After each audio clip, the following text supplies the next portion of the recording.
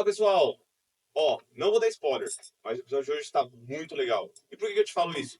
Porque eu tô gravando essa introdução, já tem pelo menos uma meia hora que a gente tá conversando.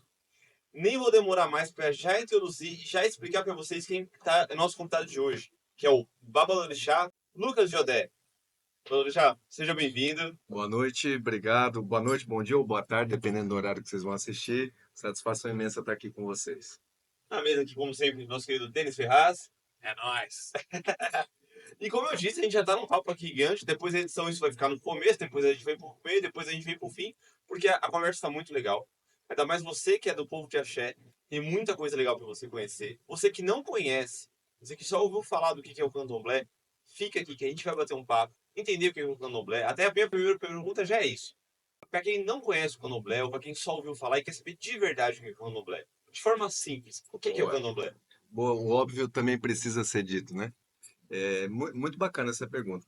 O candomblé é uma religião como todas as outras. Não difere em nada de qualquer outra denominação religiosa que exista. A gente acredita que existe uma força superior que governa o mundo e que nós, como todos os outros segmentos, estamos inseridos num contexto onde a espiritualidade se mescla de diferentes formas para nos promover essas relações humanas, sentimentos, saúde, conquistas, progresso, todas as nuances da face humana também estão inseridas do candomblé. O candomblé é uma religião genuinamente brasileira, né? Edificada pelos africanos escravizados que foram trazidos para cá na época da colonização do Brasil e que se estrutura, na verdade, numa visão de mundo muito simples, né? À luz daquilo que os africanos acreditavam, que se baseia basicamente é feio, né? Que basicamente se estrutura de modo que se tenha um Deus supremo, que nós chamamos de Olodumare, que é o mesmo Deus que todas as outras religiões conhecem, né? Mas que se desdobra em diferentes faces ou campos vibracionais que para nós seriam os orixás.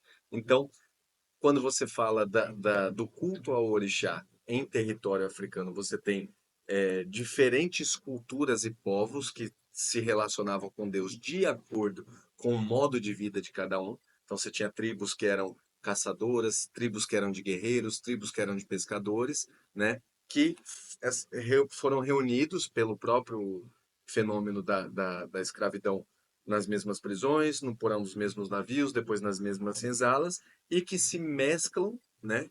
E entendem que agora, neste novo mundo, precisavam de uma organização litúrgica que fizesse sentido a um novo modo de vida diferente daquele do território original. Então, espiritualmente falando, o candomblé é uma religião que se baseia na crença de que Deus está na natureza, né? E em todas as coisas e fenômenos da natureza, em tudo aquilo que o ser humano não podia explicar desde os primórdios das civilizações e que ele associou naturalmente como um fenômeno divino. Esse é o candomblé. Na prática, a gente cultua os orixás, que são representações ou desdobramentos, fragmentos desse Deus uno, né? E que aos quais nós recorremos para as diferentes necessidades da vida humana.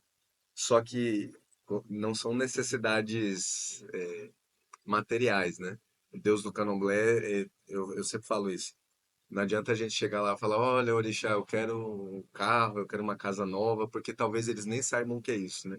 Então, quando eu falo dessas necessidades humanas, eu falo de saúde, de alimento, de amor, de alegria, de felicidade, sabe? Dessas coisas que, à luz da filosofia religiosa do Candomblé, nós entendemos que são estruturais para a vida humana seguir da forma mais plena possível. Esse é o Candomblé. Seria mais ou menos a visão que a gente tem na Umbanda, no Atacado Orixá, que são essenciais para a sobrevivência humana. Por exemplo, Oxalá a gente tem que é o exercício da fé. Ogum seria o caminho. Sem caminho, você não vai para lugar nenhum. Oxóssi conhecimento e assim por diante. Cada um traz um ponto essencial para a vida humana que a gente tem que buscar para equilibrar, mais ou menos É, assim. dá para a gente comparar, por exemplo, quando você vai a um médico, você procura uma especialidade.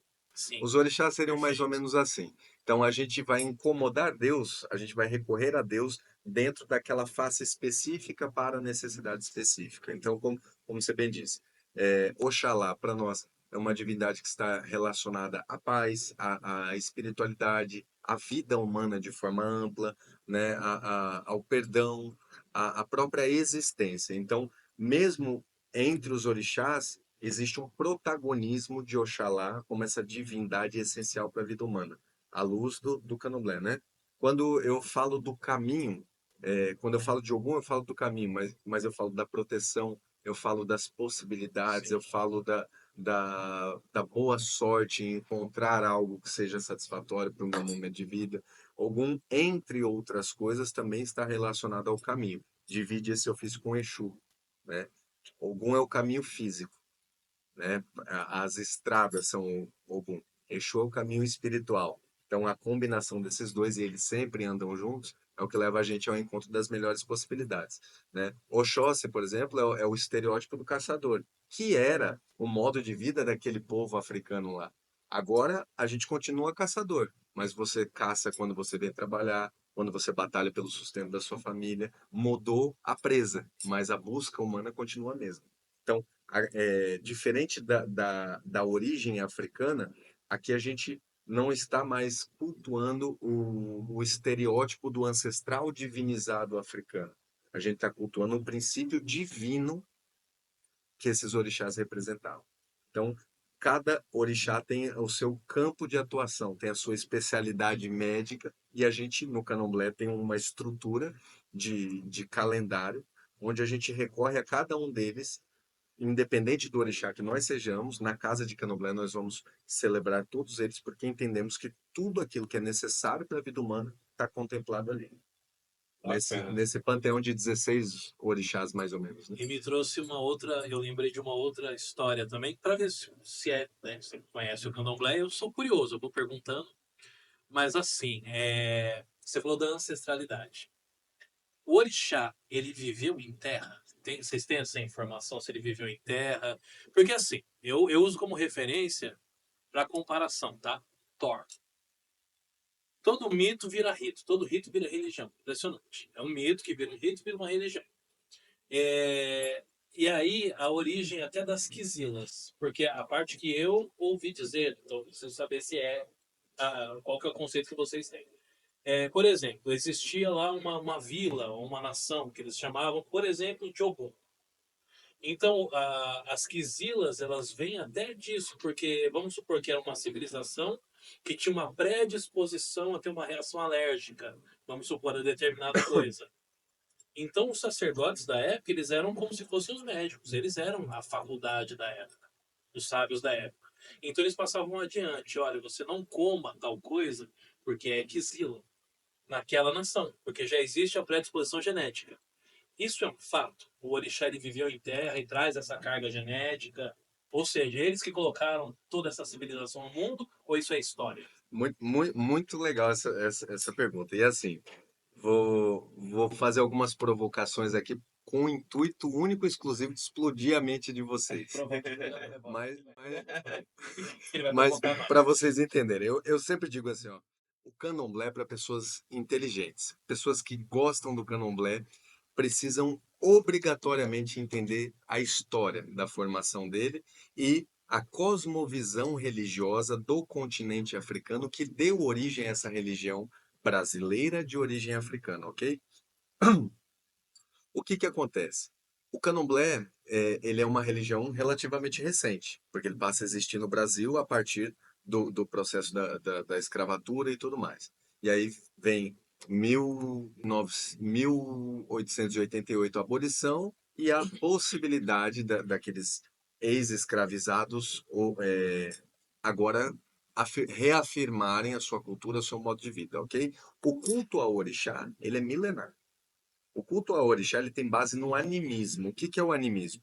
É o primeiro formato da civilização humana que fazia menção a uma religião, onde as pessoas acreditavam na ânima das coisas, por isso animismo. Então acreditavam, por exemplo, assim, eu vejo chuva cair. Fala assim, tá, hoje a ciência explica pra gente que a água precipita do rio, forma as nuvens, a gravidade faz com que a água desça. Ok? Ok. Mas quem instalou o aplicativo? Isso é o que os africanos e as primeiras civilizações entendiam como Deus. Então, para aquilo acontecer, como eles não podiam explicar o fenômeno ou comandar o fenômeno, eles passaram a acreditar que aquilo era algo divino. Então, imagina que a gente é uma tribo de agricultores. A gente depende diretamente da chuva. E o que vai determinar se eu sou bem-sucedido ou não na minha lavoura, na minha colheita? A vontade de Deus, porque Ele controla a chuva. Então, eu passo a estabelecer um culto à chuva, porque eu dependo diretamente daquilo para minha sobrevivência e para a sobrevivência do meu povo, certo? Então, assim o ser humano fez com a chuva, assim ele fez com a pesca, assim ele fez com a caça. Falou assim, entrei na floresta, hoje deu certo, trouxe um animal gordo para nossa família. E quando eu não consegui nada? O Deus da floresta não me abençoou. Então, o que determina se eu vou ser bem-sucedido ou não? Não é minha habilidade de caçador. Pode ser que naquele dia o animal não tenha surgido para eu abater. Não fui eu que errei o tiro. Então, o Deus da floresta não me abençoou. Então, todas as coisas que independiam à vontade ou ao controle do ser humano foram atribuídas a Deus. Não só no candomblé, não só nos cultos africanos, mas em toda a civilização. Essa foi a primeira forma do ser humano ver Deus, por meio do animismo, ok? Quando a gente pega o contexto histórico que formatou o candomblé, e antes dele, os cultos africanos se estabeleceram ao longo das civilizações uma espécie de teocracia, que é um sistema político onde o líder religioso é também o líder político de uma sociedade. Um grande exemplo disso é o Egito. O faraó era visto como a própria encarnação do deus Horus, né? Deus Horus, se não me engano. Mas era o faraó, o líder político e religioso, visto como divino, ok? Só que o faraó era um ser humano, historicamente comprovado, sangrava, morria e tudo mais. Mas, por uma questão de ancestralidade, acreditavam que ele era um descendente de Deus, certo? O candomblé, ele é permeado por várias mitologias, como várias outras culturas do mundo são. Só que a função do mito em qualquer sociedade é basicamente atribuir sentido a algo e perpetuar um saber. Então, eu conto uma história porque o saber implícito nela vai ser transmitido para a próxima geração. E eu atribuo um sentido. Então, basicamente, vamos dizer que você foi lá, comeu uma abóbora, a abóbora não te fez bem, você passou mal com a abóbora. Então, eu tenho um mito em torno da abóbora com o único e exclusivo intuito de dizer, não comam a abóbora porque ela faz mal. E houve um tempo em que o ser Denis comeu abóbora e passou mal por conta de Oxalá e não sei o que, tal, tal, tal. Aí o mito perpetua esse saber. Então, respondendo a sua pergunta, o que acontece? Os orixás na África são cultuados como ancestrais divinizados. Mas esses ancestrais divinizados talvez sejam, e a história leva a crer que foram, os primeiros representantes da cultura daquele orixá, cuja história foi fundida com a da divindade. É como se daqui 1 milhão de anos descobrissem indícios históricos da existência de Oxóssi na Terra. Mas que na verdade ele se chamava Lucas, morava numa cidade chamada Itanhaém, tinha um amigo chamado Denis, e era narigudo assim, assim, assim, assado. Então a minha história se funde com a história do próprio orixá. Foi o que aconteceu com o Candomblé. Quando se cruza o Atlântico e se constrói essa religião brasileira, foi esse princípio divino que nós estabelecemos para cultuar. Ao passo que nas sociedades africanas, eles têm um culto familiar. Então, para eles, fala assim, Oxóssi foi meu pai, que se chamava Lucas, mas também foi o pai dele, que se chamava Luiz, que foi o pai dele, que se chamava Clício, e tá, tá, tá, e tá, tá, tá. Então, por uma rede ancestral, se conecta um povo como descendente daquele Deus, como se vida ele tivesse na Terra. Mas lá nos primórdios, a gente está falando de uma energia divina que inspirou um ser vivente, cuja história acabou fundida de um com o outro. Então, de fato, não viveram. Não. O que nós acreditamos no Candomblé não são em espíritos ancestrais divinizados. O que nós acreditamos é no princípio divino desses orixás. Mas entendemos que para os africanos essa relação foi tão familiar né, pelo próprio modo de vida, que eles têm sim um culto ancestral a espíritos, né? Então, aí, complementando a sua pergunta, a Kizila, ou como nós chamamos nos candomblés, Keto, chamamos de EO. É a mesma coisa, são interditos. Nem todos eles estão relacionados a um mal físico que aquilo te faz, mas muitos deles estão associados a um mal espiritual.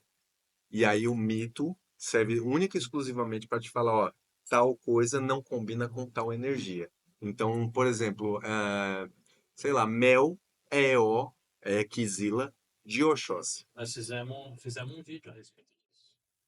A Pérola, ela tava num ponto de ônibus, ela interpretou, ela pegou uma balinha de mel, filha de Oxóssi, pegou uma balinha de mel, colocou na boca, passou mal, morreu. Aí aparecem lá os legistas e falam assim, morreu do quê? Mel. Kizila. Falam assim, Kizila, Oxóssi. E acabou o vídeo, foi mais ou menos assim. É justamente isso. Existem algumas coisas, por exemplo, de determinados cultos, e essa é uma outra pauta, é um outro assunto bacana também de se falar. Por quê? Nas tribos africanas, os cultos aos orixás eram regionalizados. Então, eles estavam diretamente ligados ao modo de vida daquele povo e aquele culto ali estava estabelecido. Quando eu pego diferentes cultos de diferentes lugares e reúno eles nos mesmos lugares, no mesmo lugar, eu preciso dosar agora qual energia agride outra. Então, eu preciso alquimizar esse processo de forma que ele se torne harmonioso. Então fala assim, por exemplo, você é do território X lá, onde a cultura de vocês é imolar carneiro para Xangô. Mas nesta mesma casa aqui, agora eu cultuo Inhansã também. E para Inhansã o carneiro é um EO, é um interdito. Então, como que eu doso essas duas coisas? Essa alquimia, para que tudo coubesse no mesmo espaço em harmonia, foi o que os nossos ancestrais e ancestrais dos africanos de hoje, que falam que o nosso candomblé está errado, foram os ancestrais deles que fizeram essas associações e essa alquimia. E a gente está falando, né, de, como você colocou historicamente, o surgimento do candomblé é 1800 e alguma coisinha. Mas a gente está falando de tradições que vêm anterior a 1500, né? Então, Muito assim, mais. o nível de oralidade e de conhecimento que precisou ser passado para se manter vivo e se colocar todas essas questões, né? Hoje em dia, para a gente, para a geração que nasce hoje, 2025, que você joga lá, abre a rede social lá, puxou para cima e tem a informação rápida e fácil, é muito. é, Receita de bolo, o que eu faço para tal orixá, né? Você joga lá, sou de Oxóssi, o que eu coloco para Oxóssi? Aí tem lá a lista, tem lá o videozinho da voz de inteligência artificial te falando, use isso, Eu não, acho use que aquilo. nem nós, hoje, com toda a tecnologia que nós temos, nem com todo o armazenamento do Google Drive do mundo, a gente conseguiria perpetuar esses saberes ancestrais como os nossos ancestrais fizeram. Mas você sabe que também, por outro lado, tem um problema. Outro dia eu tava fazendo um padê, acho que você tava, né, Zé? Tava fazendo um padê. O Exu lá, pro guardião. Exu é outro lá. Guardião. Eu vou querer chegar lá. Tava fazendo lá o padê e tal. Eu gosto, quando eu vou fazer, eu chamo, porque assim, a gente tem a ideia na Umbanda de passar o conhecimento sempre adiante. E o que dá para ir passando, nós vamos passando, para que todo mundo seja autossuficiente, ninguém fica preso a mim, sabe? Se conecta com a sua espiritualidade e segue sua vida. Então eu tava fazendo um padê e eu peguei uma faca para desgrudar a vela da pedra. Tem uma pedra, a gente acende as velas, eu peguei a faca, desgrudei as velas. E quando eu tava fazendo o padê, eu botei a faca cruzada na frente do padê. Já sabe o contexto, né? É o procedimento. E fui, fiz lá o padê e falei cada coisa que ia, tal, para que ia, abri o portal, dentro da nossa vertente, enfim. Acho que foi o Big que perguntou, e essa faca aí? Pra que serve? Aí eu olhei a faca e falei, putz, essa faca serve para desgrudar a vela. Se eu não falo, já virava parte do procedimento. Era elemento que estaria no padê de quem fosse fazer. E ele começou a rir e ele falou, sabe o que aconteceu? Ele também veio de um candomblé, não sei exatamente qual que é. Vertente, não sei se é vertente que fala, nação. Família, nação. Família. E ele falou assim, é que é o seguinte, nós tínhamos também esse lance de fazer lá um procedimento E teve um dia que a mãe de santo dele colocou um quadradinho de plástico, assim. Tinha lá os alguidares e ela colocou um quadradinho de plástico com os elementos que eu não lembro o que que era. E ele perguntou, ele falou, mãe, por que que põe esse quadradinho de plástico? Ela falou, porque o meu pai de santo sempre colocou assim. Teve a sorte do pai de santo dela estar vivo, o avô de santo dele. E outro dia ele foi visitar lá, ou ela foi visitar, ele foi junto, não lembro qual que foi a ideia, mas ele perguntou. Ele fez assim, senhor, me permite só perguntar, eu fiquei curioso. Pra que serve o Pra que quadradinho? que serve esse quadradinho de plástico? Ele falou, filho, não tinha outro. Eu coloquei esse aí. E eles estavam seguindo um ritual. Mas é muito engraçado essas coisas. Eu tenho uma história muito engraçada sobre isso.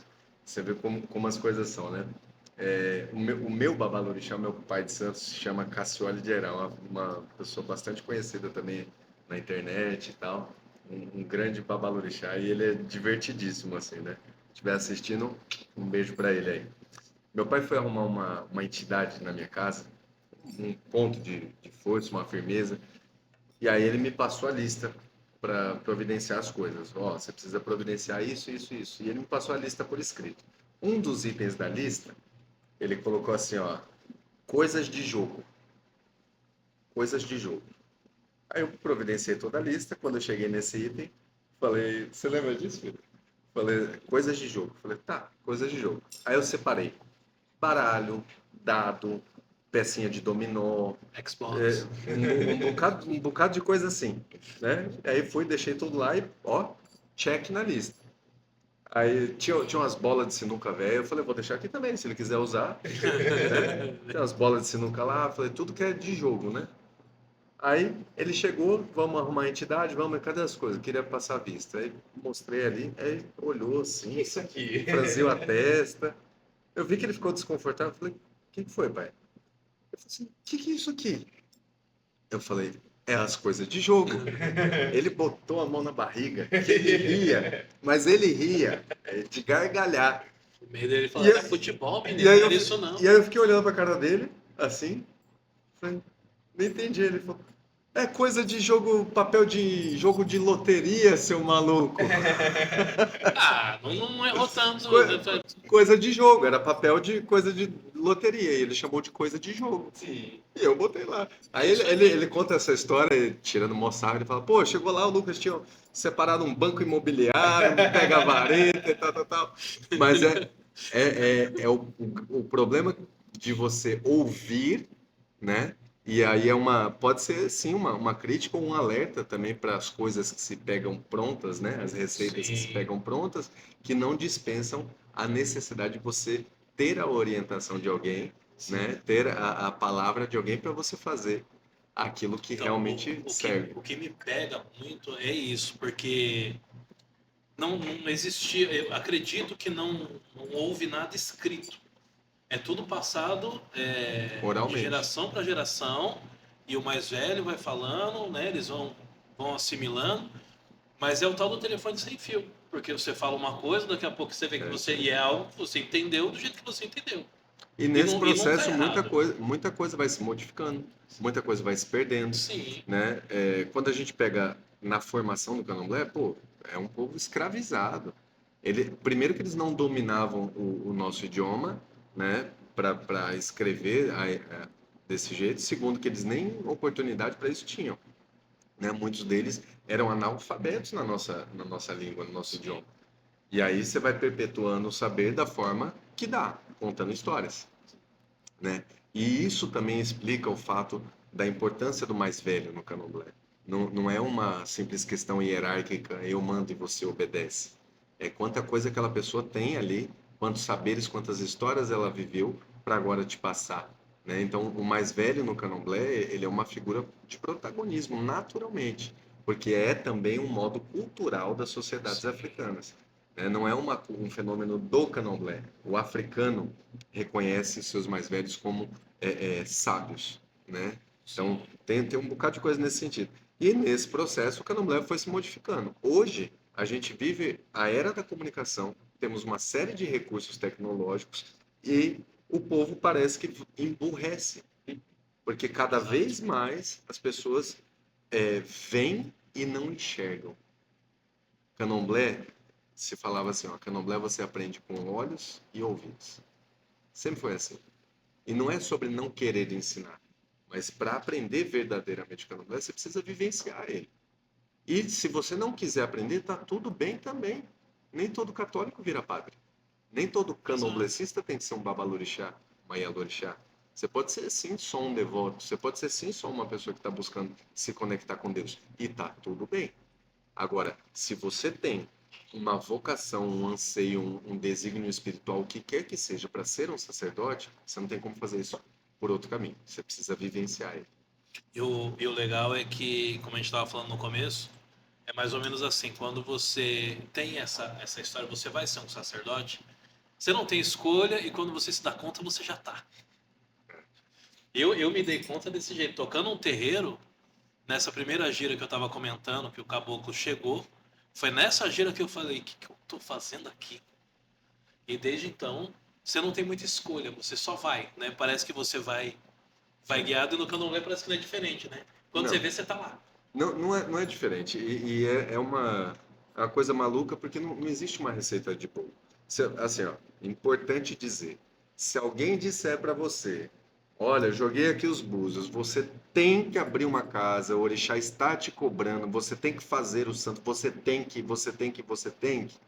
para. Não é assim que E funciona. fala, mistura esse negócio direito aí. Não é assim que funciona.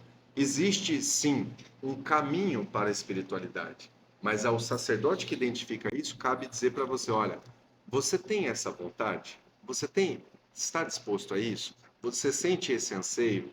Porque eu vejo que tem um caminho aqui que te favorece, mas você quer isso? Porque se você não quiser, você não vai ser um bom sacerdote. E se você não tiver nenhum desígnio desse espiritual, sobrenatural, e quiser e dedicar a sua vida para isso, nada vence alguém obstinado. Então você vai ser um bom sacerdote. O quanto você é capaz de se dedicar a isso. Mesmo que você não tiver no Mesmo que você seu... não tenha. Mesmo que você não tenha. E aí você pode falar, pô, mas eu sinto no meu coração que é isso que eu quero fazer da minha vida. Legal, você vai dar tudo de si para isso? Então você vai ser um bom Levar com babalorixá. seriedade, É né? isso. O quanto você está disposto a vivenciar isso? Nada vence alguém obstinado. Sabe por quê? Porque essa coisa do desígnio espiritual tem servido cada vez mais para pessoas imputarem a outras pessoas um sonho que nunca tiveram, uma obrigação que não estão dispostas a cumprir e converter sacerdotes infelizes, frustrados por um desígnio espiritual que na verdade nunca existiu. Não existe isso. Existem pessoas que têm uma predisposição, que têm um caminho, mas não uma obrigação. Nunca, jamais. Essa sua fala me lembrou uma conversa que eu tive esse fim de semana com uma moça chamada Cláudia. Vamos ver se ela vai assistir depois. E uma coisa muito interessante que aconteceu até com um sacerdote de Quimbanda que contou pra gente. E na Quimbanda aconteceu isso com ele. E não sei se dentro do candomblé pode acontecer algo parecido. Ele tinha, né? Ele era separado para ser Ogã. Até então ele não era na Quimbanda, então ele era da Umbanda. Separado para ser Ogã. Depois que o sacerdote dele faleceu, passou um tempo, ele começou a incorporar e teve toda uma questão e tudo mais. E essa moça, Cláudia, ela frequentava um terreiro de candomblé, ela tinha suas iniciações e tudo mais, só que o pai de santo dela, do candomblé, faleceu.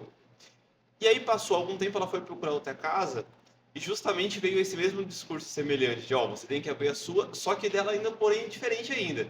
Até então, ela sempre foi filha de Yansan. Ok. Na outra casa, não. Agora você também, outra. Você é filha aqui de Iemanjá.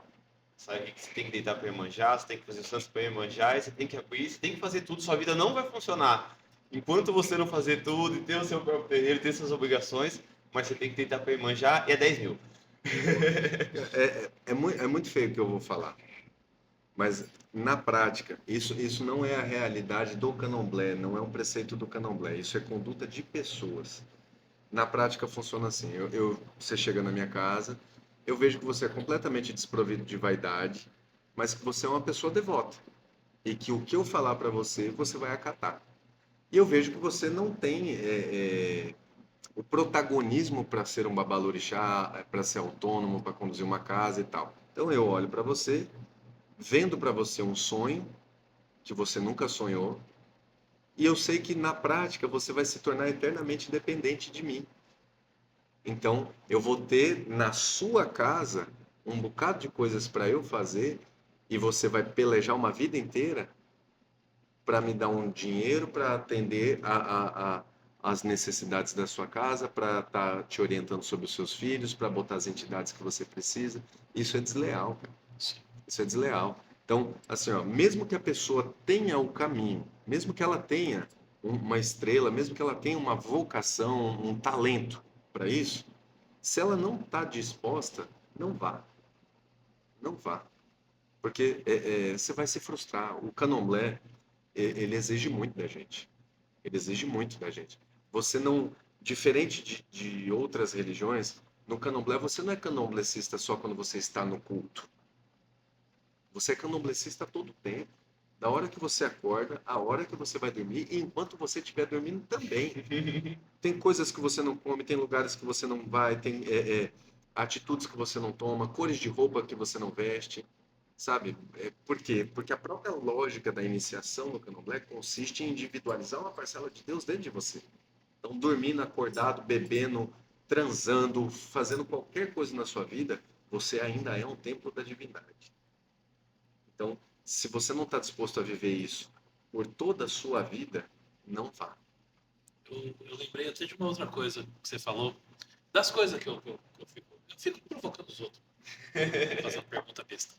Mas nesse outro candomblé que eu falei pra você aí, uma vez reclamaram que tava fazendo um negócio lá pra Oxalá e tinha alguém comendo um hot dog e caiu um negócio vermelho na mesa, pingou vermelho. E tomaram uma bronca lá, porque onde já se viu, que Oxalá e pingou vermelho, pá, o negócio da cor. E eu fiquei imaginando sozinho. Eu falei, você imaginou, o Oxalá tá vindo, todo feliz. E ele viu e falou, pingou vermelho na minha mesa, não vou mais não. E ele vai embora. Não me entra na cabeça. Eu tenho, assim, tem o lance das cores, o respeito, mas parecia, a bronca que eles tomaram, parecia que o Oxalá tava puto. Aí, Falou, não vou mais falar com ele. Tomara que ele então, morra. Parecia que era isso, sabe? Eu falei, meu, que então, negócio absurdo, cara. aí, ó como é simples. Por que fez o hot dog, então? É isso aí. Quer Ele dizer, tava se lá. tá dentro da panela, Oxalá não tá vendo. Se comer direitinho, sem pingar, Oxalá não tá vendo. Mas se pingou, você tá fudido? Não, ele ficou chateado. Pô, falei palavra. Não, e se fosse o hot dog fosse verde, tá tudo certo. O problema é que era Não, vermelho. não é... Se fosse mostarda que tivesse Se fosse a ficado. mostarda que tivesse caído, tava tudo bem. Imagina, Oxalá vai falar, ô, que isso aí? Não, é mostarda, tá tudo em E paz. tem uns lances, é mais ou menos o lance que eu já ouvi. Sua pombagira tá de costa pra você, realiza. Você tá andando, tá uma mulher de costa. Lógico, é força de expressão.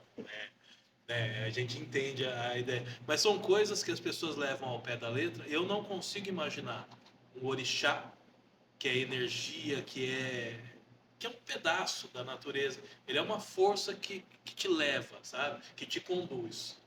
E ele fica puto com você De uma por causa de uma cor. Então, Aí que você falou, tem cor de roupa que a gente não usa. Isso influencia tanto assim? influencia, Então o orixá não tem. influencia. Ele vê, não, ele tá com aquela cor ali, tô bem, Não, segundo dia com é ele. assim, ó, você tem algumas coisas, por exemplo, no candomblé, quando você é iniciado, você não usa mais roupa preta. Independente do santo que você seja, a gente não usa preto. Por quê? Porque o preto é a cor que representa Iku. Representa o quê? Iku. Iku é também um orixá, que é a própria morte. Oxalá é o orixá da existência, da vida humana. Independente do orixá que nós sejamos iniciados, no contexto do rito iniciático, uma parte sua é dada a Oxalá. Todos nós. Você pode pegar qualquer nação de candomblé, qualquer família de candomblé, você tem uma saída de Aô, a primeira saída dele, ele está todo de branco. Aquela saída existe para dizer que nós renascemos para uma nova vida. E que nesta nossa nova vida, nós temos uma parte de Oxalá agora conosco. Independente do santo que você seja, tá? Oxalá é representado pela cor branca, que, se a gente for trazer um pouco de ciência para esse papo, é a presença de todas as cores, de todas as luzes. O preto, em oposição a isso, é a ausência de luz. Não por acaso, nossos ancestrais lá atrás, quando nem sabiam de ciência, já associaram Exu à cor preta. Então, todas as vezes que você veste uma roupa preta, você afasta, não que o orixá vai te largar, você apazigua a presença do orixá sobre você. Você desgasta o axé que existe em você. Importante dizer, vou dar uma explicação prévia, que eu acho que contribui para quem está assistindo. No candomblé, a gente tem basicamente duas forças que movem o mundo. Uma que a gente chama de axé e a outra que a gente chama de agé, que é a que faz oposição ao axé. Nem axé, nem agé tem consciência. Não são entidades, não são espíritos, não são orixás. São forças. Agem por um magnetismo. Elas só existem. É você que emana e você que atrai. Então, fazemos o rito e tal, não sei o que, vou lá, te pego, faço o ritual, te revesti de axé. O que vai fazer aquele axé permanecer com você por mais ou menos tempo? É o estilo de vida que você leva. Então, acabei de te revestir de axé, você saiu daqui e vestiu uma roupa preta. Você desgasta o axé. E por um magnetismo você atrai axé. Só que essas duas forças, elas vivem em oposição. Então, aonde eu desgasto o axé, eu dou espaço para o agé. Onde o agé se instala, ele repele o axé. E aí eu vivo nesse ciclo vicioso. Então, a gente não usa roupa preta, porque uma parte nossa é de Oxalá. E quando eu me cubro de preto, eu estou desgastando o axé que habita em mim. Estou dando lugar ao agé, que vai, consequentemente, repelir aquele axé e isso vira um ciclo vicioso. Sabe o que me fascina no candomblé? Nada é aleatório. Eu vivi o candomblé e vivo o candomblé desde que eu me entendo por gente. Eu nunca fiquei sem uma explicação perfeitamente plausível para algo dentro do candomblé. Nunca. Nunca me fiz uma pergunta, e olha que eu me questiono bastante. Não, você sabe que eu Tem gostei. uma parte minha que é muito cética, embora eu seja religioso. Eu sempre quis entender o porquê das coisas. Eu sempre me perguntei, mas por que nós fazemos isso? Eu sempre quis entender o candomblé. Então, eu me fiz perguntas a vida inteira e continuo me fazendo. E continuo refletindo e buscando respostas quando eu não as tenho. E eu nunca fiquei sem uma resposta. Ou falar assim, ah, porque Deus quis assim, porque está na Bíblia. Para mim, nunca bastou. Eu sempre tive necessidade de entender. No candomblé, nunca fiquei sem resposta. Eu achei bacana. Mas assim, eu sou esse cara aí que fica perguntando. Né? E me perguntando também. Mas assim, essa explicação que você deu faz todo sentido dentro de uma crença. Cientificamente, não tem. Porque assim, não tem como colocar. Vou colocar um pano preto aqui, um pano branco aqui. Como que eu vou fazer essa medição? Existe sim a filtragem da luz, a absorção do calor. Aí você pode fazer. Energeticamente falando, quem garante que funciona do mesmo jeito? Então, É uma suposição. aí são duas coisas separadas. Se você pegar cientificamente, você vai ver que o preto retém mais calor. Sim. Aí nós estamos falando do calor. E da Exatamente. luz. Absorção de luz. Ok. Por incrível que pareça, os nossos ancestrais também acreditavam que determinadas energias se acoplavam na gente pelo calor do nosso corpo. Por isso que no candomblé, por exemplo, você tem um banho de folha. E por isso, por exemplo, que o banho de folha precisa ser numa temperatura menor do seu corpo, para você desprender aquele calor. Coincidência? É a Pode ser. ciência da época. Pode ser a ciência da É o época. conhecimento Porque e a ciência da época. na prática, a ciência só explica como Deus trabalha. Essa é uma frase do meu pai que, quando eu ouvi, eu achei a coisa mais incrível do mundo. Meu pai sempre falou, é como o negócio da chuva, a ciência só explica como Deus trabalha. Agora, o que nós estamos falando aqui é de fé. E fé é, entre outras coisas, a ausência da dúvida. Tá inserido, isso só serve no contexto de uma crença. Sim, para quem crê, tudo é bênção. Para quem não crê, nenhuma prova basta. Não, sim. Top. Então, Mas eu é tô que. dentro de um contexto de uma sabedoria ancestral. Sim. Então, eu aprendi assim, eu creio nessa religião, eu tenho que crer nela e em todas as suas nuances. Eu tenho que crer nela por inteiro. Por exemplo, ó, vou te dar uma explicação. Um negócio absurdo. Manga com leite mata. Se você tomar um tiro no exato momento que você estiver bebendo, vai matar. Então ela mata. É uma explicação, entendeu? Por que que mata? Porque os escravos da época, quando eles roubavam a manga e roubavam o leite, já tomavam, pá! Morria. Então essa é uma explicação. Perfeito. E é científica. Por exemplo, o cara tomou 5 tiros na cara. Meu pai que falou uma vez também. O cara tomou 5 tiros no rosto, morreu. Meu pai falou, morte natural. Eu falei, pai, mas ele tomou 5 tiros no rosto. Meu pai falou, não é natural que ele morra. É morte natural. Mas é isso. Então, E assim, são explicações dentro todo aquele contexto. E vai sanar a sua dúvida? Vai. Mas cientificamente, não existe. Assim, aí entra a fé, o que você falou, entra a fé. Dentro da fé, você nunca vai ficar sem resposta. Mas aí que entra, que nem essa, eu estou de acordo. Eu concordo, apesar de eu ficar questionando, eu concordo. não, e não tem problema nenhum questionar. Mas tem um texto judaico que fala assim, e eu acho incrível, eu sempre cito nos meus vídeos, no meu canal e tal. Eu sempre falo assim, tem um texto judaico que fala assim, ó, Deus está em todos os lugares, mas o homem só encontra onde busca. Exato. Então, Exatamente. você encontrou na Umbanda, eu encontrei no Candomblé. O cientista encontrou na ciência. Exatamente. E ainda sobre ciência e fé, né? Quando a gente fala de ciência, a gente fala da ciência que a gente conhece, né?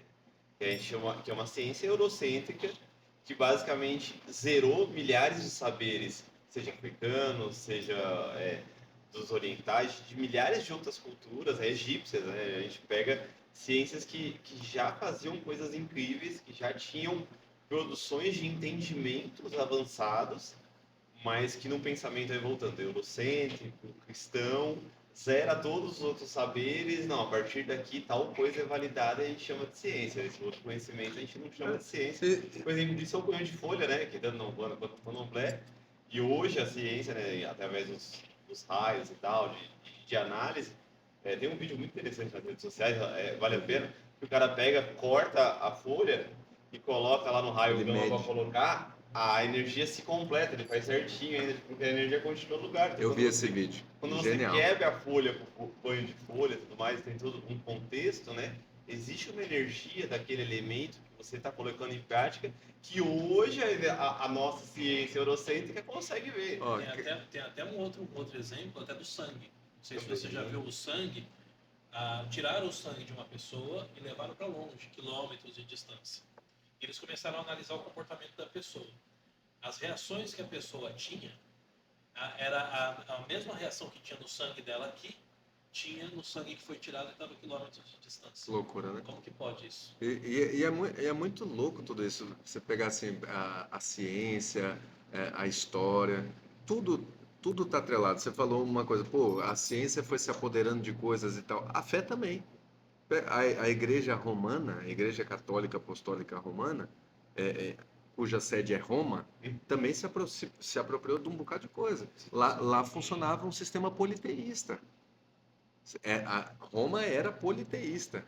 Depois, a Igreja Católica Apostólica Romana se estrutura numa crença monoteísta, né? E aí passa a estabelecer essa relação, vem o Novo Testamento, uma série de coisas. Você pegar, por exemplo, essa questão de o branco e o preto, a luz e a escuridão. Você pega países na Europa onde as noites são muito maiores do que os dias, por causa do solstício, por exemplo, e aí você vai ver que lá o índice de suicídio é muito maior do que em países mais ensolarados, né? E aí quando eu olho para dentro E aí a ciência vai falar, não, por causa da vitamina D, porque dá uma sensação de bem-estar, tal, tal, tal. Mais uma vez eu digo, a ciência só explica como Deus trabalha. Eu sou um homem da fé. Então, o que a minha ciência da fé diz? A ciência da fé diz que a noite é o horário que determinadas energias vagam pelo mundo. E que o dia é quando Oxalá rompe o amanhecer, no Ojumamã, é o horário cuja presença dele é mais forte no mundo. Então, são diferentes formas de explicar aquilo que a percepção humana, muito antes da ciência, já dava conta. Nossa, eu estava discutindo esses dias isso aí, só que eu falei o contrário, né? Porque a pessoa estava enchendo o saco. Porque assim, porque que hora que eu acendo a vela pro preto velho? Eu falei, acende a hora que você quiser. É a sua conexão. Aí teve um outro que falou, não, não, não. Depois das 18 não pode. Eu falei, mas a vela é dele, ele acende a hora que ele quiser. Não, mas não pode, porque aquele papo do troca a banda. De certa forma, até existe uma outra vibração. Mas a partir do momento que você fez a conexão, você está com a sua entidade, que está próximo de você, eu acho que não tem problema. É a intenção, né? É a É, intenção. Você está dentro de você, um você se terreiro, conecta, é mental. você está dentro de um ambiente, né? Impulsionado por uma intenção. O Preto Velho, mais uma vez, né? Igual o Oxalá do ketchup. O Preto Velho não vai falar, opa, uma velhinha. Ah, ó, Não, vou embora, já deu tá- aqui. ó, já venceu meu expediente, fala com a esquerda. É, Não é assim que não faz funciona, né? sentido, mas de fato existe essa variação energética, sim. Mas não é, é que o meu problema que eu acabo discutindo é que as pessoas elas se apegam a detalhes. Por exemplo, o que você falou sobre o mais velho, você mostrou um outro ponto de vista que faz todo sentido. Para mim, até pouco tempo atrás, eu também tinha ranço. Porque quando eu ouvi esse papo do sou mais velho, foi mais ou menos assim. Tava minha sogra, e tava o guru dela lá, e falou pra minha esposa assim: a sua mãe é de Iemanjá. E a Pérola falou: mas por quê? De onde que o senhor tirou isso aí? Não, porque ela tem o cabelo preto. Ela falou: nossa, e ela viu que na semana passada ela tinha pintado. Ela falou: só por isso? Falou: não, porque ela é médica. Aí minha esposa falou: ai, que bom. Ela falou: eu discordo, desculpa, mas eu discordo. Ele fez assim: mas você não pode discordar. Ela falou: por quê? Porque eu sou mais velho que você. As pessoas usam toda uma história que tem a sabedoria, a ancestralidade, eles conseguem deturpar de um jeito que você pega a ranço e você fala. Aí entra a parte que o César falou. Aí eu respondendo com uma pessoa dessa, falar pra mim: eu sou mais velho que você. Eu falo: então, mas é que vagabundo também fica velho, charlatão fica velho, Exatamente o que eu ia ladrão dizer. fica velho, todo mundo fica velho. Quando eu falo do mais velho, eu falo de um mais velho que é uma pessoa que vivenciou a fé, E você está falando de respeito, uma de pessoa história. que representa a idade que tem. Porque, como você falou, marmoteiros também vão envelhecer. Sim, fica todo mundo velho e para mim não serve. Eu sou mais velho que você, por isso que eu tenho razão. Assim como falar assim, ah, mas eu fiz santo em 1930. Ah, tudo bem, em 1930 também tinha gente séria e também tinha gente bagunceira. Em Exatamente. 40 também, em 1950 também, em 2100 também vai ter. E dentre essas coisas que eu sempre discordei, desse tipo do mais velho cretino, eu não concordo com ele. Esse que tem uma carga, tem algo que traz pra gente uma bagagem, top. Eu sento e fico escutando o dia inteiro. Mas aí eu posso dar uma dica para quem está assistindo? É muito fácil saber. Quando você achar um mais velho, que é a pessoa que vivenciou a história, dificilmente ela vai usar a idade dela para te convencer de algo. Exatamente. É que nem eu falo. O, Esse é um artifício que só faz quem precisa se legitimar de alguma forma. é, E é a que única nem, forma que tem de fazer é a idade. né? O outro ele vai te provar pelas atitudes, pelo gesto, pelo que ele vive e prega quem ele é. E numa conversa Numa amistosa, conversa. algo tranquilo, eu costumo dizer, se eu tiver que ficar falando dentro do meu terreiro que eu sou o pai, é porque eu não sou. Exatamente. Se eu tiver que ficar falando que eu sou o chefe, é porque eu não sou. Daí você não fica falando toda hora, ó, Exatamente. só pra que eu falei lá, falei aqui dentro, porque ele tava chamando os outros de filho. Filhão, aquela vozinha de... E, né, Zé? Você não sabe quem é. Aí eu tive que falar, menina, aqui dentro é pai, pra você ir pro Papa.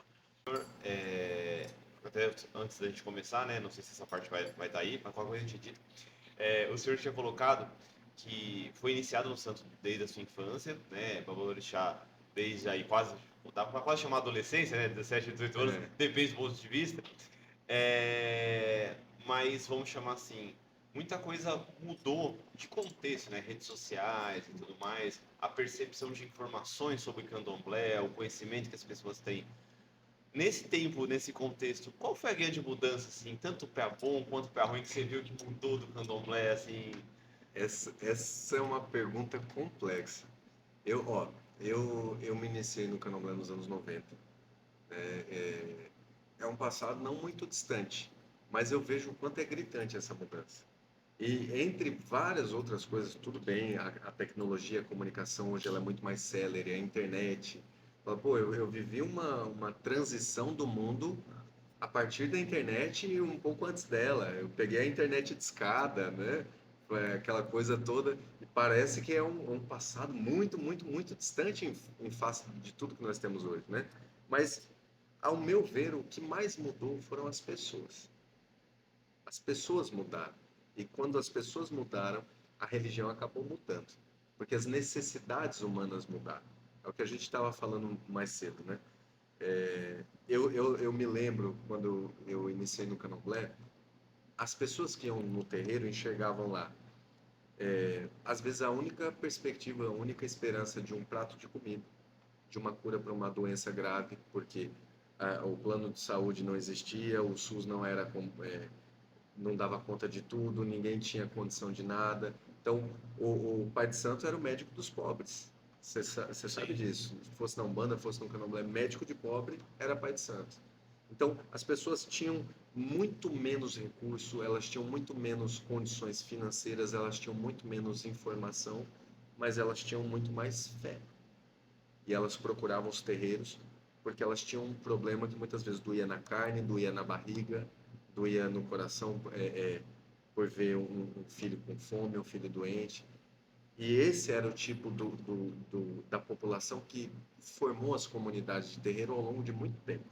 Então, desde a abolição da escravatura, que foi uma abolição no papel, mas socialmente, os nossos ancestrais ainda pelejaram muito e passaram uma existência à margem da sociedade, onde o Estado não chegava, onde os recursos não chegavam, onde as oportunidades não chegavam, e a fé veio suprir as necessidades desse povo todo, fosse por comida, fosse por saúde, fosse por acolhimento, fosse por qualquer coisa.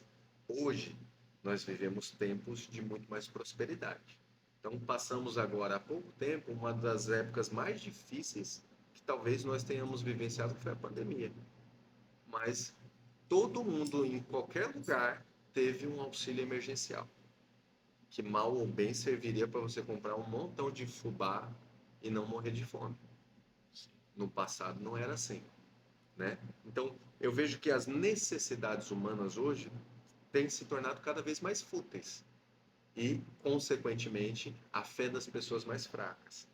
Porque fé é aquilo que a gente faz quando ninguém está vendo, ou melhor, quando só Deus está vendo. É aquilo que você faz sem querer parecer. Isso é a fé. O resto é lacração, sim.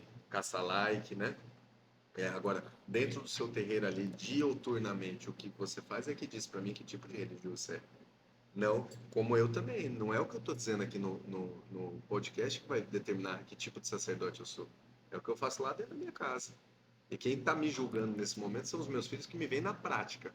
Se eu vivo aquilo que eu prego ou se eu sou mais um sacana falando bonito na internet. Então, para mim, o que mudou? As pessoas mudaram. A fé vem sendo banalizada.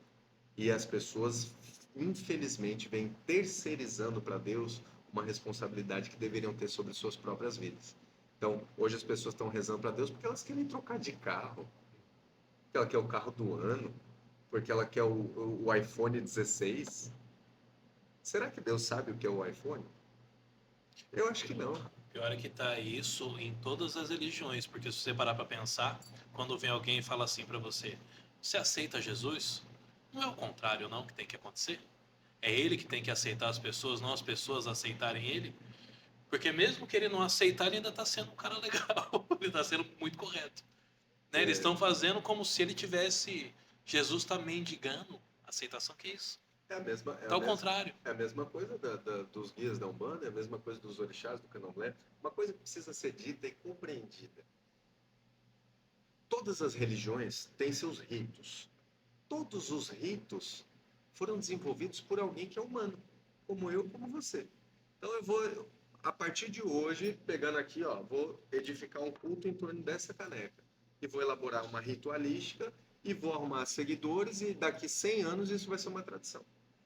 E as pessoas adoram falar isso. Ah, me explica tal coisa do candomblé assim, assim, assado. Tradição. Tradição desqualifica-se. Não é bem assim. Na prática, tudo que nós fazemos foi o que alguém nos legou. Só que o contexto em que essas tradições foram criadas eram contextos em que pessoas ofertavam para deuses a, a única coisa que tinham e acreditavam que Deus devolvia para elas. Então, a própria lógica de imolação de animais no candomblé, do abate religioso, que é uma coisa que muitas pessoas têm preconceito no candomblé, Na verdade, a gente não cultua um bando de vampiro que precisa de sangue. Não é sobre isso. É a cultura alimentar de um povo. É a cultura alimentar de um povo que abatia seus animais em um rito sacrificial, rezando pela carne que iam consumir. A finalidade não era subtrair a vida do animal, a finalidade não era derramar o sangue. A finalidade era comer a carne, como é o que nós fazemos até hoje. E gozado, essas pessoas que julgam, eu nunca vi isso na churrascaria falando, nossa, quem matou esse povo? Exatamente. Isso foi gostoso. E aí o que o nosso ancestral lá atrás fez? Né? Ele falou assim, bom, Deus, olha para mim, eu preciso de ti. Eu preciso de saúde, eu preciso de alimento, eu preciso de prosperidade, então eu tenho esse galo aqui. Receba esse galo, que é o que eu tenho para hoje, e me abençoe para que eu tenha o que comer amanhã. Aí ele fez o ritual hoje, foi lá, limpou o galo, depenou, cozinhou, sentou com a família dele e falou: Olha, Deus deu para gente o alimento. Que é aquele mesmo galo.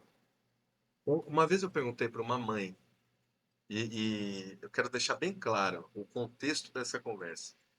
E eu falava com ela sobre o exercício da fé. Eu não sou um homem fanático.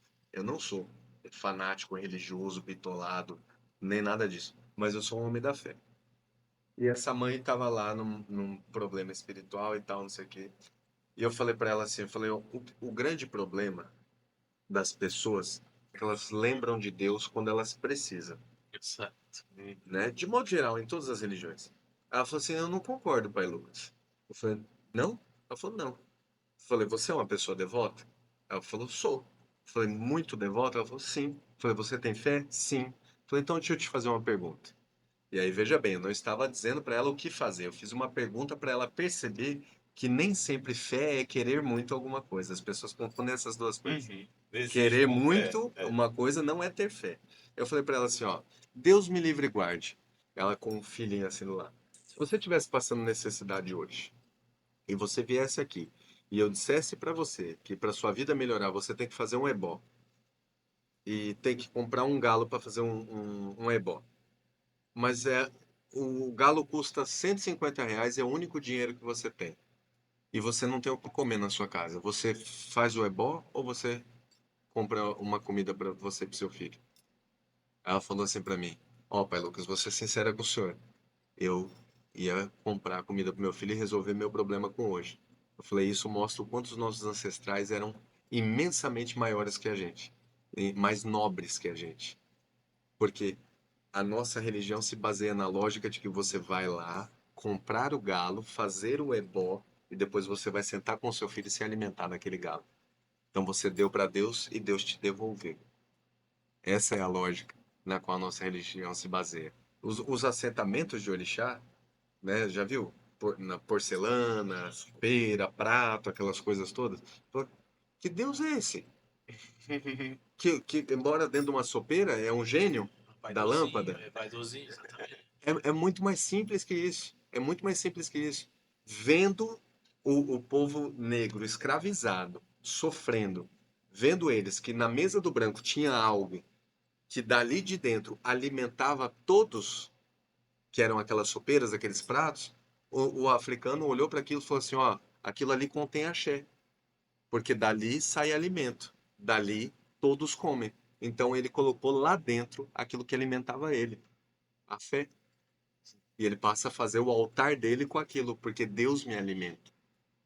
Então, isso é tradição. Não existe bar de orixá em porcelana na África. Aí você vai falar para mim, o candomblé tá errado? Pô, meu, olha para a história. Olha para a sabedoria, olha para a pureza O de coração entendimento desse do povo, contexto, né? sabe? O candomblé é uma religião completa, autônoma, é uma religião maravilhosa, cheia de pormenores. As pessoas que depõem contra o candomblé hoje ou falam que ele está errado ou que se baseia numa invenção, simplesmente não entenderam ou não aprenderam o candomblé. Ouviram um candomblé errado Ou também, né? Que viveram um aí, candomblé que de isso eu beco. vejo muito no candomblé, eu vejo na Umbanda, eu vejo a pessoa ter uma experiência ruim, ou com alguém com E um rotula falso, tudo, né? um falso Generaliza, né? sacerdote, ou nem com falso sacerdote, né? Do ouvir falar, do mesmo jeito que a oralidade traz muita coisa boa, também traz muita coisa ruim, né? Aquela coisa, e aí, se meu pai estiver ouvindo, às vezes ele assiste nossos podcasts. Assim que eu comecei a frequentar a Umbanda, meu pai foi chorando perguntando pro minha tia o que que fazia comigo. Eu já casado, com filho, tudo mais. Meu Deus, o que que eu faço com o Perdi a Thiago? alma do meu filho. Meu pai. Aí, isso porque meu tio e minha tia, né? Não vou citar o nome de qual tia, né, Jesus? É, ele, nossa, ele quase perdeu a vida na Umbanda, de ser perigosíssimo, que é terrível, que não sei o quê. Mas o que que ele fez? Ninguém sabe. Mas não deu certo pra ele por milhares de motivos. Ele voltou pra igreja evangélica, só voltou falando, lá é perigoso. Sabe, aquela coisa, ó, não atravessa o rio que lá é perigoso. E aí na família, assim, tipo, e meu pai tem a fé dele, a fé dele, mas não só não ser da mesma fé exata que a dele, mas totalmente perigoso. Esse que é o contexto de as pessoas têm experiências ruins e generalizam, né? Ame o Minha casa pegou próximo. fogo. a- Minha casa pegou fogo. Ame o próximo como a ti mesmo, desde que ele pense e faça como você. Exato. Isso. Pô, Não, você pulou pro próximo. exato. Ó, sua casa pegou fogo. Foi.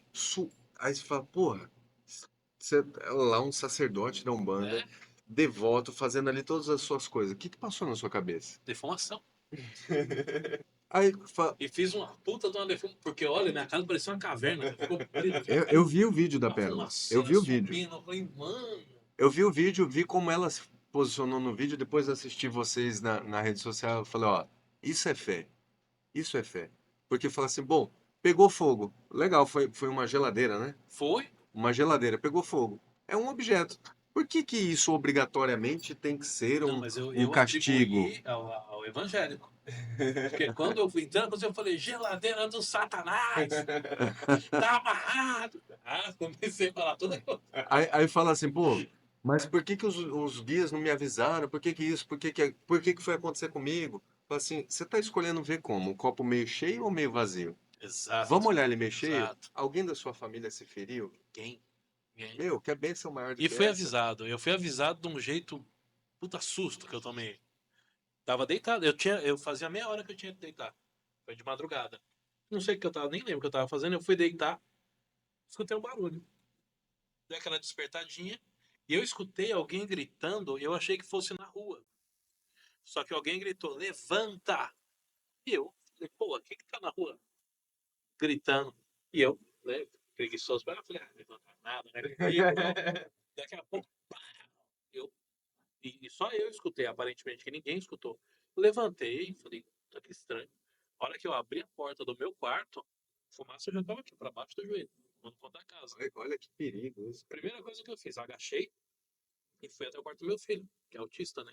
Cadeirante. Eu fui até o quarto dele, ele tava vendo TV, não entrou fumaça nenhuma. Não entrou fumaça nenhuma. O quarto dele tava fresco, o ventilador a milhão. Eu abri a porta, eu fiz assim, e aí, Dudu, tudo bem?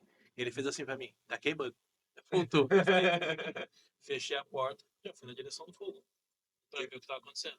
Mas vamos falar, foi uma tragédia ou foi uma bênção? Então, pensa. Foi uma bênção. Tanto Você é que falou. no dia seguinte, né, a gente foi pro pronto-socorro, inalei fumaça, parecia um carvoeiro, não sei se você viu, todo Eu vi. preto. Fui Vi a pronto-socorro, pérola também. sim, parecia que fez da guerra, nós dois. Fizemos inalação, limpamos pulmão, tal, todo o procedimento que tem que fazer. Voltamos para casa de manhã. Meu filho, a gente já deixou na casa do outro filho que é em cima, que tá, né? Sem nada. E falei, pô, eu não vou dormir, não vou conseguir dormir depois desse susto. Ela falou, eu também não. Começamos a limpar a casa. E aí a gente começou a dar risada. Um olhou pro outro e falei, caraca, meu, as coisas que a gente já passou, porque logo quando a gente casou, o Dudu, que é o meu mais velho, era pequenininho, a gente morava de frente para a Serra da Cantareira. E você vê como absurdo e bênção também. Deu uma rajada de vento, arrancou a viga da casa. O telhado levantou e dobrou por cima da outra metade. Ela estava dentro junto com meu filho. Pra você ter uma ideia, não sobrou um copo. Estourou minha televisão, a sala inteira, quebrou minha cozinha inteira, tudo. Hoje, tem a casa é nossa. Ó. Ela tem os furos no chão das telhas que caíram e tem furo, marca no piso. Sabe quantas telhas acertou nela do meu filho? Como isso? Se não sobrou um copo. Então a gente agradeceu. É só escolher como quer ver, né? Sim, exatamente. A gente escolhe como quer ver. E aí a gente tava limpando a casa que pegou fogo. E eu esfregando o teto, arrancando tudo aquele negócio preto. Aí eu olhei pra ela e fiz assim, pelo menos dessa vez a gente tem um telhado, né? Que na outra. Ela caiu na risada, cara. Porque o que a gente vai fazer? Nós estamos bem, meus meninos estão bem, todo mundo bem. Então, mas é isso que eu falo. Contigo, comigo, com você, de qualquer um de nós, as pessoas que estão assistindo. Hoje, a gente vive tempos de muita prosperidade. Muita prosperidade. Sim. E eu tenho a impressão que esses tempos de prosperidade estão enfraquecendo as pessoas.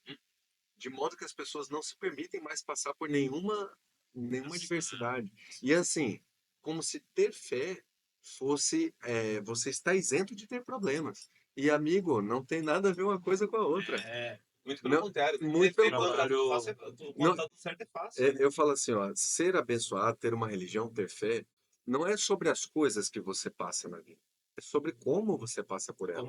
Como você encara, como você reage. Sabe, é onde você pega força, é como você se levanta depois de um tombo. Falou do telhado. Tem uma história pública. Meu babalorixá, Pai Cassioli de Airá, a gente estava em um contexto de um candomblé de Inhansã. Há alguns anos atrás, ele postou essa história no Facebook, na época.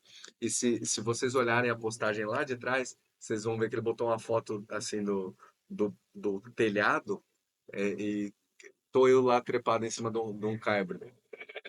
A gente, na época, fazíamos a festa de Ançã sempre foi no sábado, lá na casa do meu pai. E meu pai, nessa ocasião, mudou a festa para o domingo. Então, nos sábados, nós fizemos os rituais para a festa que ia acontecer no domingo. No sábado, depois do orô, veio uma rajada de vento, arrancou o telhado da casa inteira. A casa assim, ó. Arrancou o telhado da casa inteira, mas jogou na rua. O telhado saiu inteirinho. Foi parar na rua. E foi energia junto, e acabou a energia no bairro inteiro, e aquela coisa, e chuva, e cheio de mulher, cheio de criança, cheio de gente dentro da casa. Ninguém se machucou. E a primeira, eu. A primeira coisa que eu pensei, falei, meu Deus do céu, acabou o candomblé. Eu pensei.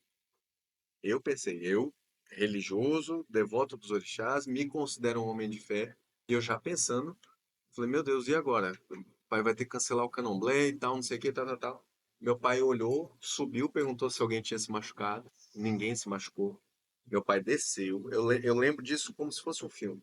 Meu pai desceu e a gente ali tentando juntar as coisas, tentando ver algum jeito de ligar uma luz. Tem um geradorzinho lá na roça que sempre falta luz. A gente tentando ver. Meu pai desceu, botou um casaco, boininha, subiu. Aí a gente, vai, onde o senhor vai? Eu falei, ó, vamos pegar ali e tal, não sei o quê. Meu pai vira pra gente, aquele jeitão dele, e falou assim, eu vou atrás de material, nós temos um candomblé pra fazer. Aí eu olhei assim pra ele, aí ele falou assim, junta aí o que der, abriga o pessoal como der, eu vou atrás de telha, eu vou atrás de madeira, eu vou ver o que eu consigo, ver o que vocês recuperam. Aí eu fiquei olhando pra ele, ele olhou pra mim e falou assim, vamos vagabundo, tem um Se candomblé pra mexe. fazer. E ali nós fomos, recuperamos algumas coisas.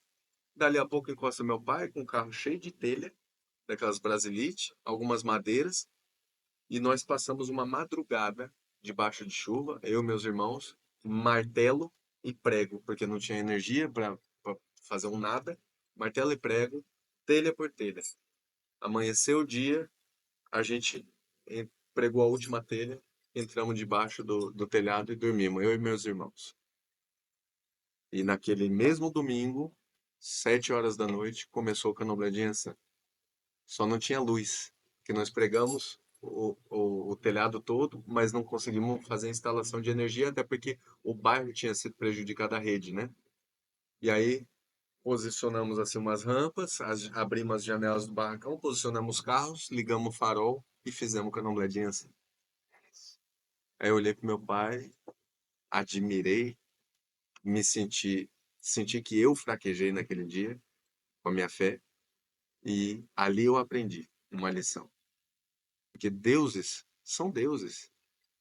A existência deles independe da nossa vontade. E nós fizemos um compromisso com Yansan de dar uma festa a ela. Nada pode desviar você de um objetivo que você tem em prol da sua fé.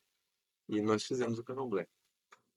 Tem muita gente aí que estava lá, sabe dessa história, que viveu ela junto comigo. Muito bom. Foi. Cara, já passei cada uma. Eu falo sempre assim, ó. Eu Eu tô mais pro Zenta do que pro Zinta, né? Mas eu já vivi algumas coisas nessa vida. Eu não fiz um caminho no Candomblé onde eu vim de uma vida extremamente difícil e fui crescendo até conquistar minha casa de Candomblé. Não foi assim a minha história. Minha história foi o inverso disso. Eu me iniciei criança no Candomblé, me tornei babalorixá extremamente jovem, completamente despreparado. Eu não tinha noção do que isso representava. E eu fui me apurando e entendendo no meio do caminho, né?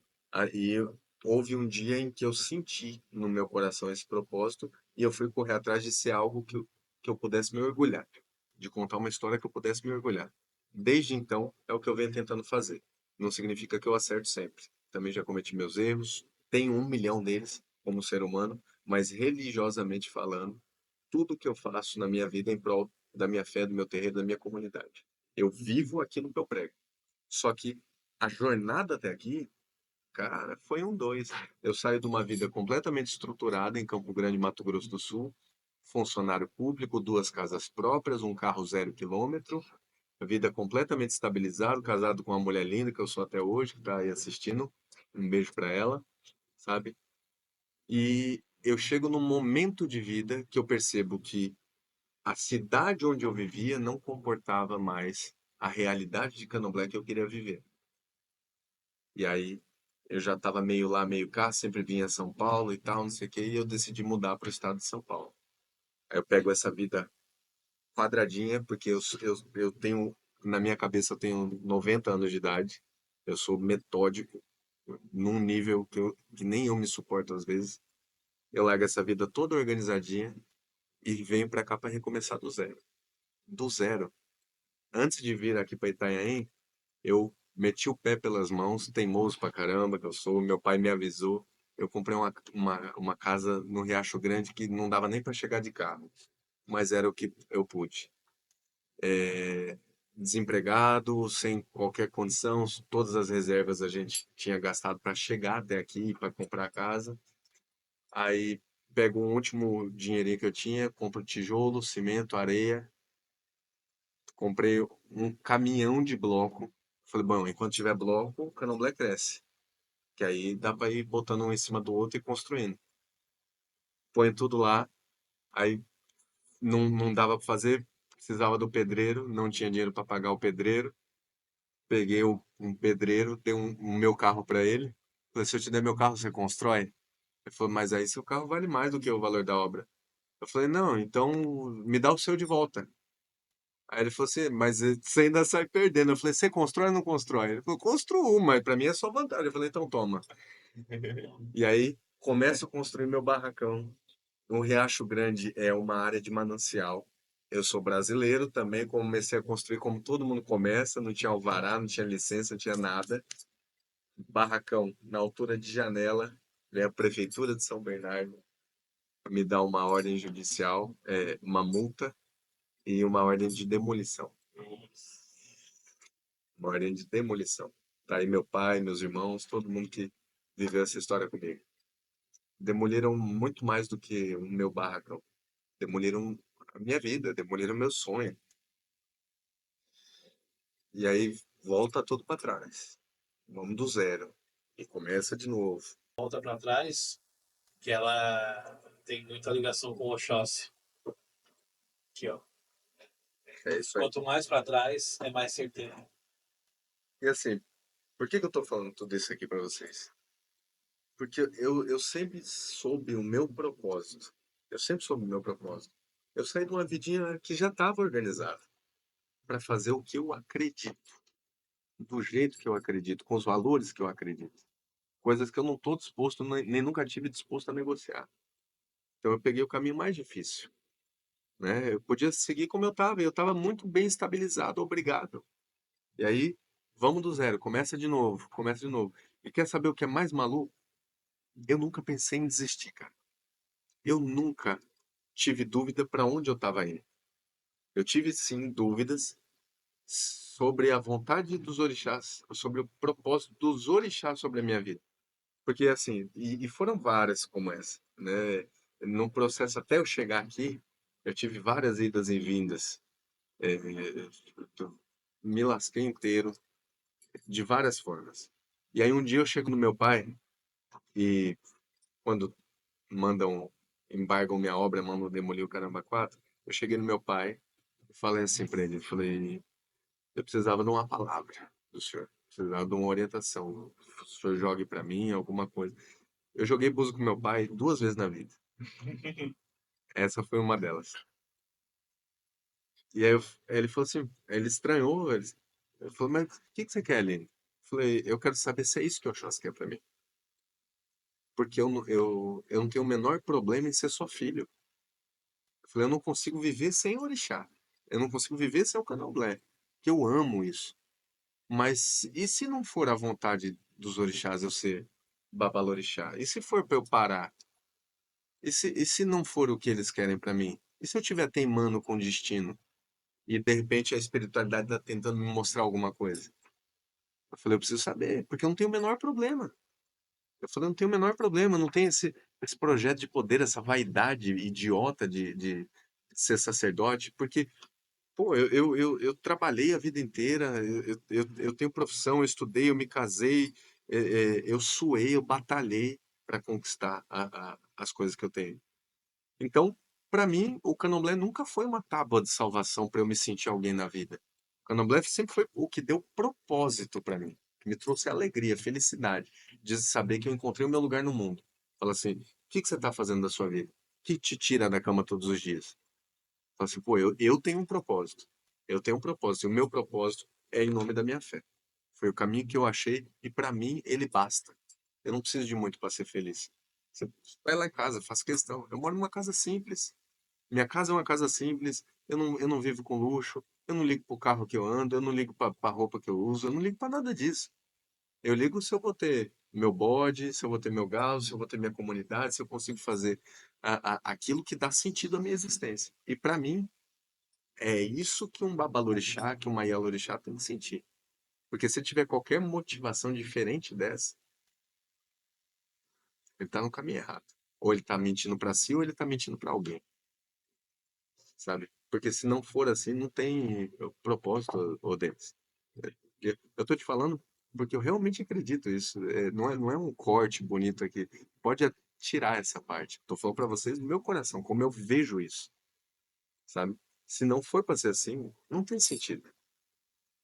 Sabe? E as pessoas que procuram os nossos terreiros, sejam eles de Umbanda, de Candomblé, do que for, porra, elas estão indo lá porque elas têm uma dor, cara.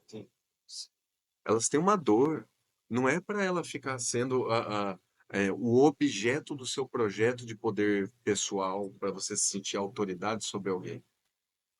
Sabe? Você tem um universo ali. Você tem, às vezes, uma família, você tem uma pessoa que teve uma história, que teve uma criação, que teve uma cultura, que teve uma luta, que teve altos, que teve baixos, e que depositou na sua mão a esperança daquele momento, daquele problema que ela está tentando resolver agora. Quantas pessoas chegaram no seu terreiro e falaram, ó, minha vida está tudo ok, eu só vim para me conectar com Deus? Quantas? Não é assim. No meu também não. E provavelmente no terreiro de quem estiver assistindo aí, que tem a sua casa aberta, também não. Ou às Então, vezes até fala. Aí 5 minutos depois começa. fala, mas não vive.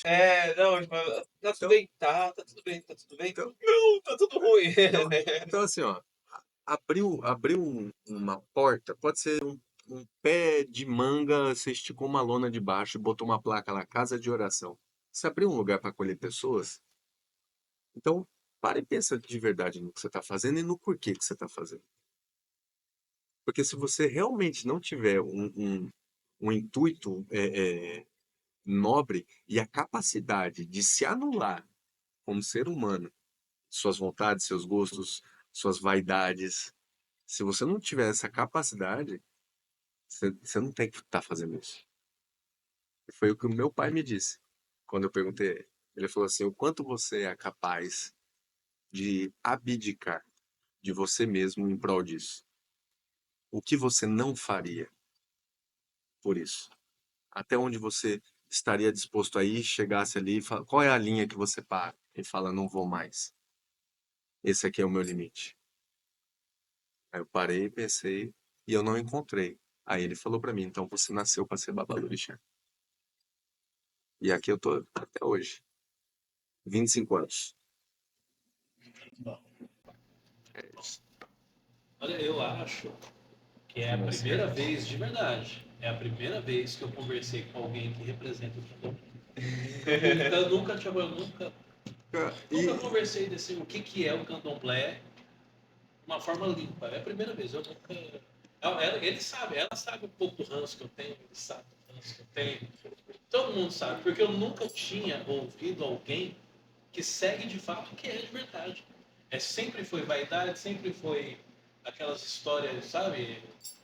É uns negócios sem pé nem cabeça, é tudo para querer se estabelecer acima, como você estava falando, é tudo para ter um status, porque não conseguiu conquistar nada na vida. É diferente alguém que tem tudo, conquistou tudo, mas resolve escolher se dedicar ao que é é sagrado. É isso. diferente. E vou te falar, ó. Infelizmente você não teve oportunidade de conversar com outras pessoas que representam o Candomblé, mas elas existem. E eu vou te Eu dei falar, azar. tem muita gente boa no Candomblé ainda, cara. Tem muita gente séria no Candomblé. Sabe por que que vocês não veem? Sabe por que que a gente não vê? Porque Ah, eu sei. essas pessoas elas estão tão horrorizadas com o que elas estão vendo que elas estão se fechando. E se preocupando em cuidar dos seus, né? É Assim, isso. do Fala, que. eu não posso mudar o mundo, mas eu posso mudar entre os muros da minha casa. Então aqui é que eu vou dedicar minha energia. Eu sou comunicador por natureza. Eu sou jornalista por profissão. Então eu tenho uma forma diferente de ver. Eu existo como babalorixá e quem atesta a minha luta é quem está na minha casa, não é aqui. Mas eu entendo que se a gente religioso, se você que está assistindo, se nós não fizermos isso, a única versão que as pessoas vão ter é do candomblé deturpado. Sim. Então a gente precisa sim ocupar esses espaços, falar como a Umbanda é e no que ela se baseia, falar como o candomblé é ou como ele deveria ser, no que ele se baseia, porque senão a pessoa que está lá vendo, ela só vai ter uma versão, e uma versão deturpada do quão essa religião é bonita, do quanto ela é completa, do quanto ela nutre as pessoas, como a Umbanda, como o candomblé, como todos os segmentos que a gente tem. Eu acredito que toda religião é boa. Eu acredito que existe um bom pastor. Eu acredito que existe um Sim, evangélico sério. sim. E eu sei que tem um bagunceiro. Eu acredito que tem um padre devoto. Eu acredito que tem um padre bagunceiro. É isso. É aquele negócio, a religião, ela nunca define o caráter. Ou Né? você tem ou você não tem. E é Não é isso. religião. Então tem pessoas boas em todos os segmentos e pessoas ruins em todos os segmentos. Com Só isso. toda certeza. Eu tenho certeza disso. Eu vejo o exemplo do meu pai.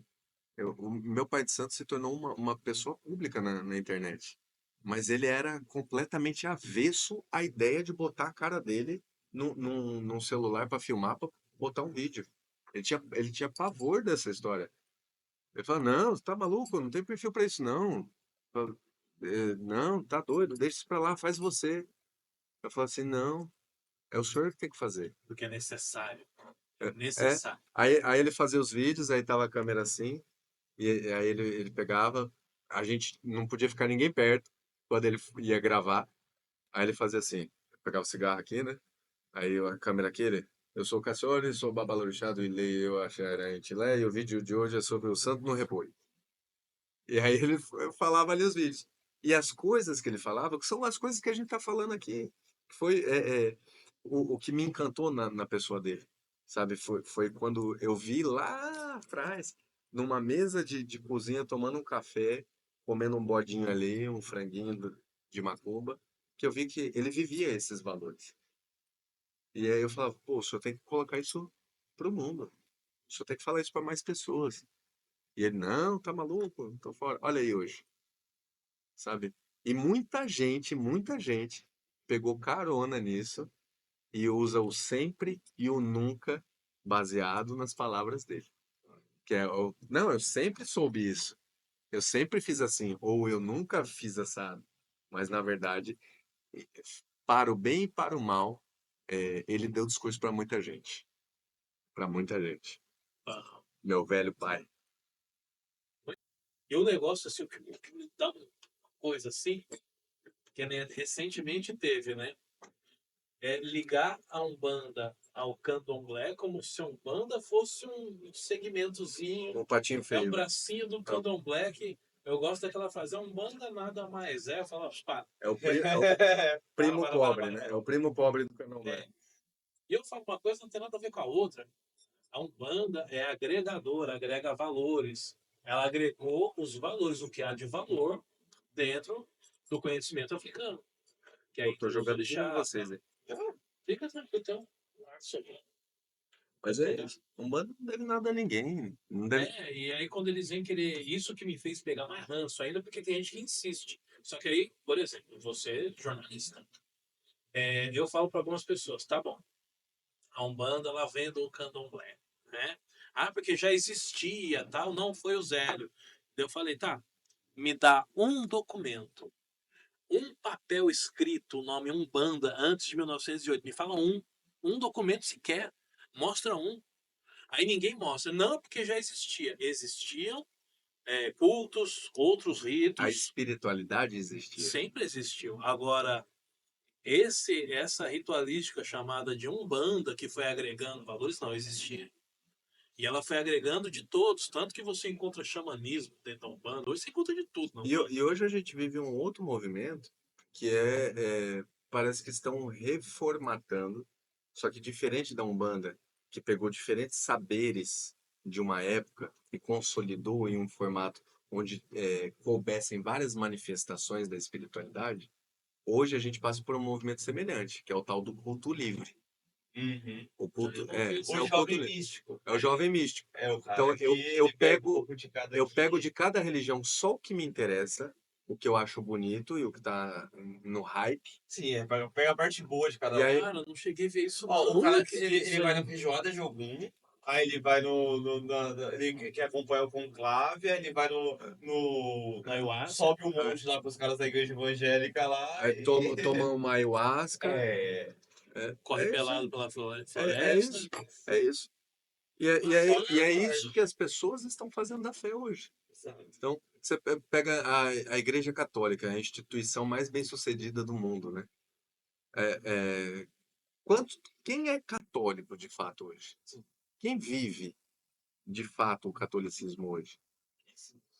Aí você pega o evangélico. Fala, pô, as igrejas estão cheias, mas quem vive o evangelho? Difícil. Pega o candomblé, tudo isso que nós conversamos, quem vive isso? Qual é o pai de santo que está disposto a comer bode e galo? E eu percebo um movimento Você come também. bode, galo? Como? Feliz e contente, cara. É o que eu como. Na minha geladeira não tem outra coisa. Bode e galo. Bode, galo, pato, porco, tudo que a gente imola para os orixás, a gente come.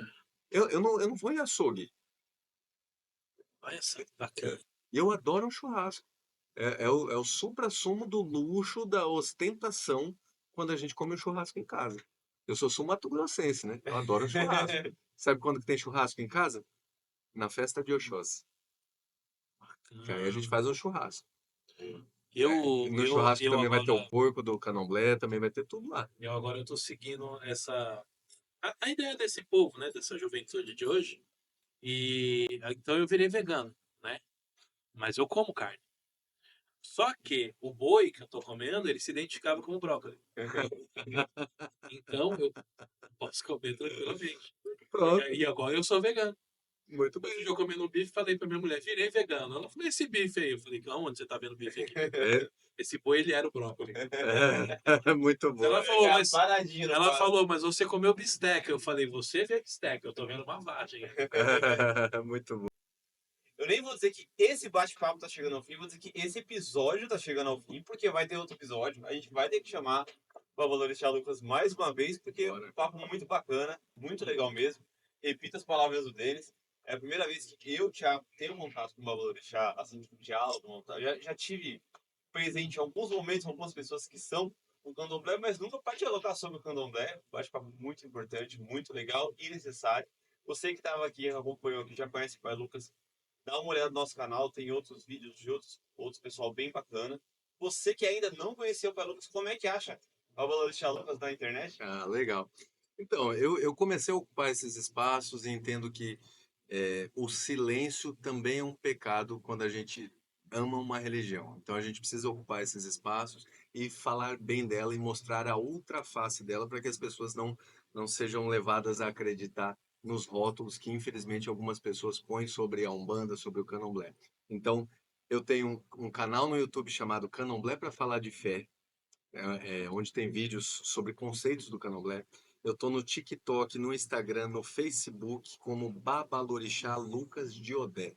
Quem quiser conhecer o meu trabalho ou ouvir um pouco mais sobre as minhas ideias, como eu penso e vivo essa religião, me acompanha por lá. Vai ser uma grata satisfação recebê-los. E a vocês, de verdade, muito obrigado pela oportunidade de falar dessa religião para a qual eu dediquei toda a minha vida e vou dedicar todos os outros dias que eu tiver. Obrigado mesmo. A gente agradece, nosso meu querido Que Denis Ferraz. isso, nem precisa me agradecer. E agradecer ao Denis Ferraz, agradecer ao DF Studio, esse estúdio de podcast onde gravamos o Pacto Paulista. Você que pensa em fazer seu projeto, quer uma ideia bacana, entre em contato com o DF Studio, faz sua voz ser escutada, beleza? Agradecer também Beleza de Padilha, nosso patrocinador da loja de Beleza de Padilha, dá uma olhada lá, tem muito item, tem muita coisa legal. Agradecer a todo mundo e agradecer você que assistiu até aqui. É uma grande honra sempre poder apresentar esse podcast, onde eu aprendo muito mais. Cada dia que eu venho aqui, literalmente é uma aula. E como eu digo, como uma aula, agradecer mais uma vez ao Vou deixar, agradecer ao Denis, que é, além de meu colega de mesa, é meu pai sempre me ensinando, de vez em quando peço socorro, me ajuda a mudar o assunto. Então, Aí você esqueceu de dizer que eu sou incrível. beleza. Então, gente, muito obrigado. Besteira dele. Até o próximo episódio. Tchau, tchau.